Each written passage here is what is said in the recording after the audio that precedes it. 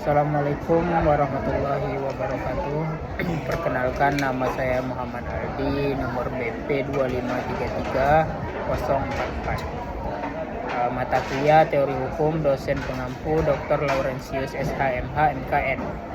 Asal perguruan tinggi Universitas Eka Sakti Padang. Saya berasal dari kelompok 4 yang membahas tentang teori sosiologis hukum yang berkaitan dengan yang akan saya coba kaitkan dengan kasus nyata yang diatur dalam KUHP nasional yang berlaku pada tahun 2026 ini. Baik, sebelum saya masuk pada pembahasan intinya, di sini saya akan menjelaskan sedikit definisi tentang teori sosiologis hukum.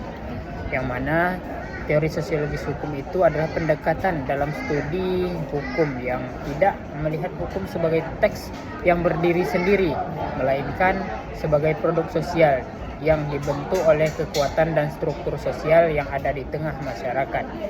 Yang mana artinya di sini dapat kita lihat hukum tidak bisa dipahami terpisah dari konteks politik, ekonomi, budaya tempat ia beroperasi. Yang mana teori ini menggunakan 3 hal utama yang perlu kita pahami.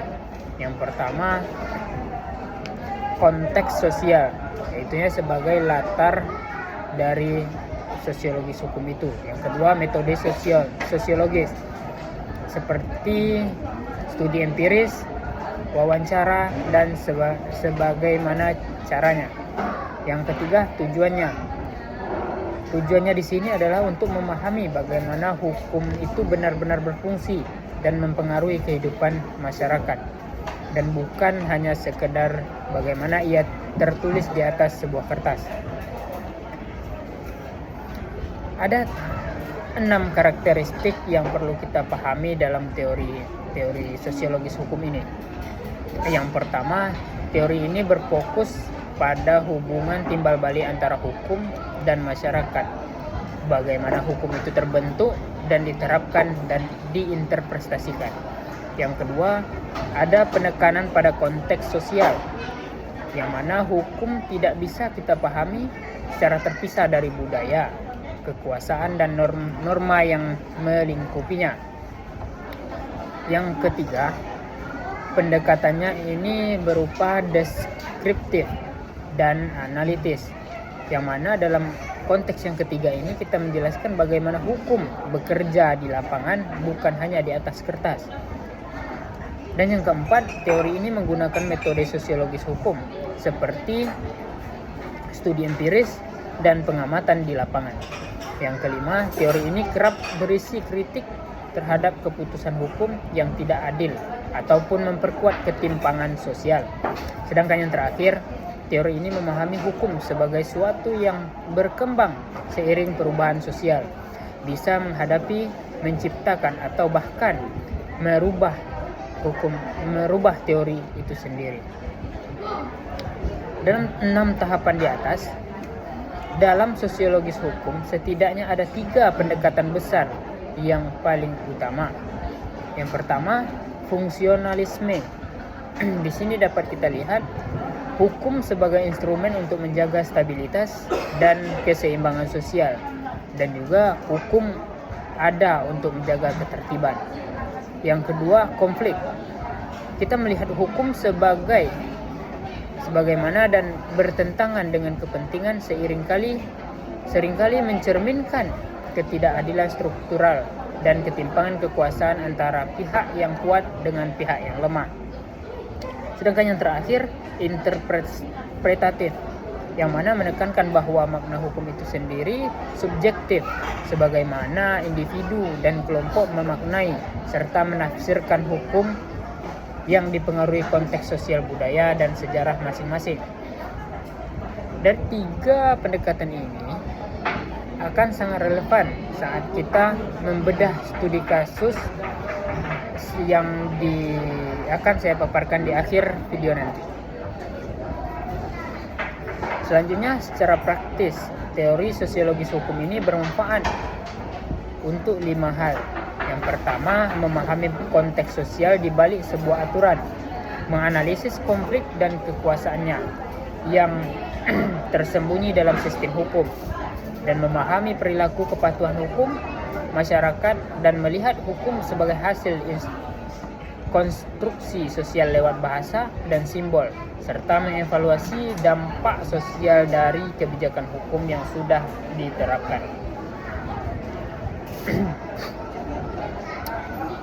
Dapat kita lihat tokoh-tokoh dalam sosiologis hukum.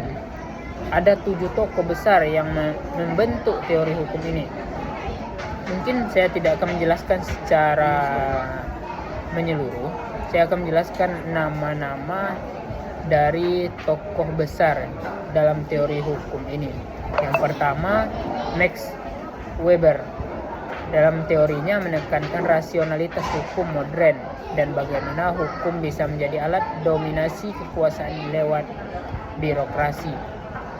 Sedangkan yang kedua, Emile Durkheim, yang mana ia melihat hukum sebagai cermin solidaritas sosial yang membedakan solidaritas mekanisme di masyarakat tradisional dan solidarisme organik di masyarakat modern. Sedangkan yang ketiga, Karl Marx. Ia memandang hukum lewat kacamata determinisme ekonomi dan konflik kelas. Yang keempat, Niklas Luhmann. Ia melihat hukum sebagai substan otonom dalam sistem sosial yang lebih besar dengan fungsi komunikasi dan pengodian itu tersendiri. Yang selanjutnya, Pierre Bourdieu memperkenalkan konsep kapital sosial, yang mana kapital sosial itu ada beberapa bagian, termasuk kapital budaya dan habitus, sebagaimana struktur sosial diwarisan dan mempengaruhi akses seseorang terhadap keadilan. Selanjutnya, David Nelken. Ia menekankan pendekatan multidisipliner dan kritis terhadap positivisme hukum. Dan yang ketujuh, Lawrence Friedman. Dalam pemaparan ini menyoroti peran sosial hukum serta konteks sejajar dalam analisis sistem hukum.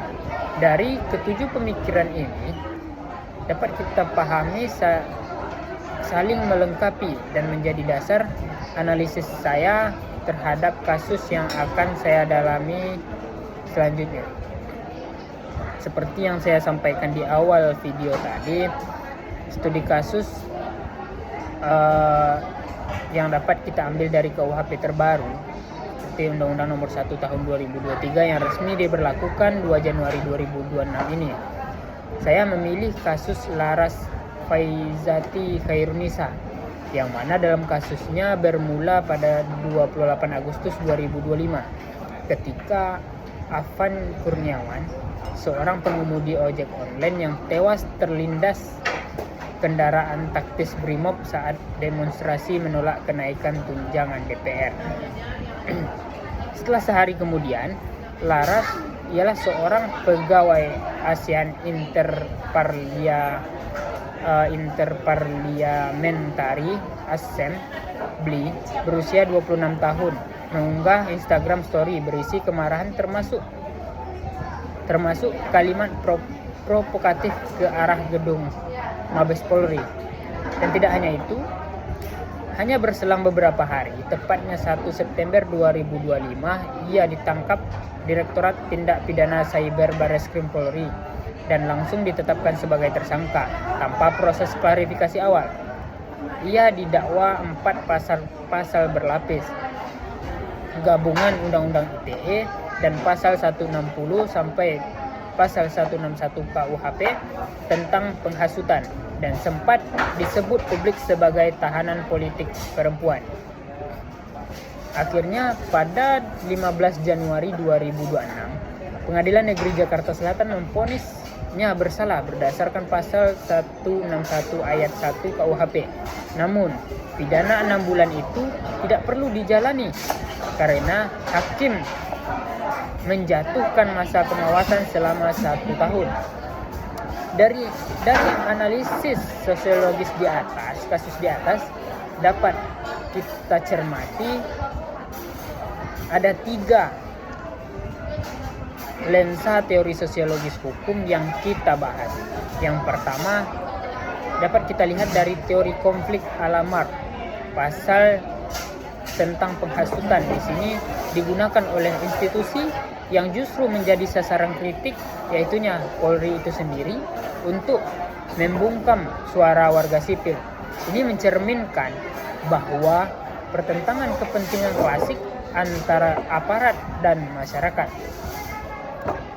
Lewat konsep dominasi ala Weber, kita melihat bagaimana penerapan tersangka dan penahanan berjalan sangat cepat lewat birokrasi cyber kepolisian, yang mana menunjukkan hukum bisa menjadi instrumen kekuasaan yang rasional, birokratis.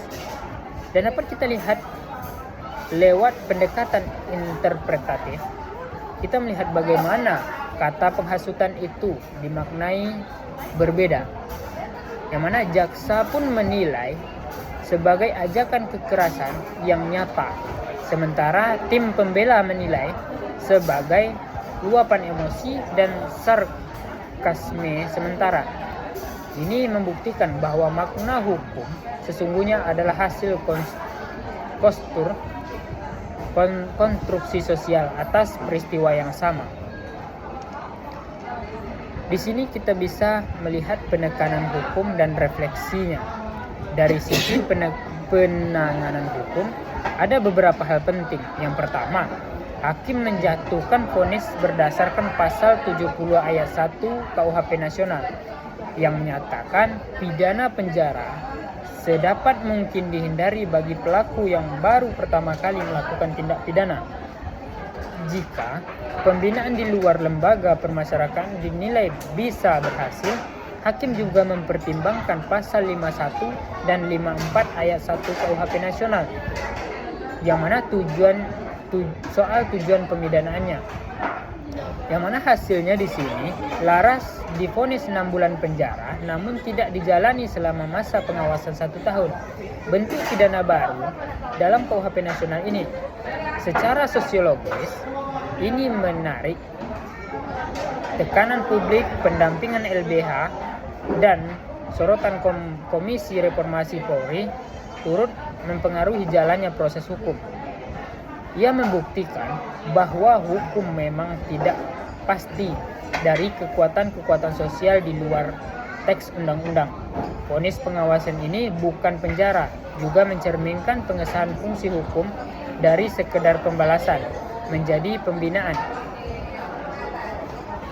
DPR pun bahkan menyebut vonis ini sebagai bukti KUHP dan KUHP baru ini mereformasikan, meski kritik soal pasal karet dan kontensi kriminal kebebasan berekspresi tetap relevan untuk terus diawasi. Dimana kritikan terhadap teori ini, teori sosiologis hukum ini juga punya keterbatasan. Yang pertama, kritik reduksionalisme, yang mana terlalu menekankan faktor sosial yang mengabaikan aspek normatif hukum itu sendiri. Yang kedua, determine, yang dianggap mengabaikan peran individu dan kebebasan berinteraksi, bertindak. Yang ketiga, sedangkan yang terakhir, generalisasi berlebihan. Temuan dari suatu konteks digeneralisasikan ke semua sistem hukum yang sebenarnya unik. Dan yang terakhir, kurangnya perhatian pada aspek substansi hukum seperti keadilan dan etika. Jadi dapat kita simpulkan, teori sosiologis hukum ini mengajarkan kita bahwa hukum bukanlah entitas netral yang berdiri sendiri, melainkan produk sosial yang dibentuk oleh dan turut membentuk relasi kekuasaan dalam masyarakat. Dapat kita lihat dari kasus Lara Faizati ini menjadi bukti nyata penegakan hukum di lapangan selalu berkelindah dengan tekanan sosial, kekuasaan, dan perbedaan interpretasi. Mungkin demikian presentasi dari saya, dan terima kasih atas perhatiannya. Saya mohon maaf jika ada kesalahan dan kekhilafan dalam perkataan. Mungkin saya akhiri, wabillahi taufiq wal hidayah. Assalamualaikum warahmatullahi wabarakatuh.